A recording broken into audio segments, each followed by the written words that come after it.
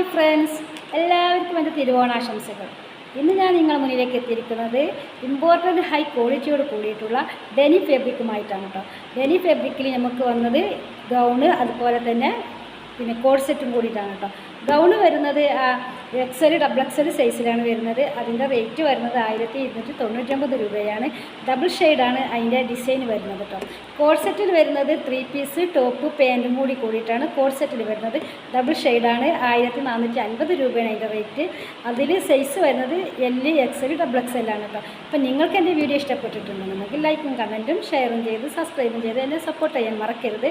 ഞാൻ ഇതിൽ കൊടുക്കുന്ന നമ്പറിൽ നിങ്ങൾക്ക് ഇഷ്ടപ്പെട്ട ഡ്രസ്സ് ഏതാണോ എന്നുണ്ടെങ്കിൽ അതിൻ്റെ സ്ക്രീൻഷോട്ട് അയച്ചിട്ട് എൻ്റെ ഫോണിലേക്ക് മെസ്സേജ് വിട്ടാൽ ഞാൻ അതിന് റീപ്ലൈ തരുന്നതാണ്. 7 ദിവസത്തിനുള്ളിൽ നിങ്ങളുടെ വീട്ടിലേക്ക് ഞങ്ങൾ സാധനം എത്തിക്കുന്നതാണ് കേട്ടോ. അപ്പോൾ നമുക്ക് വീഡിയോയിലേക്ക് പോകാം.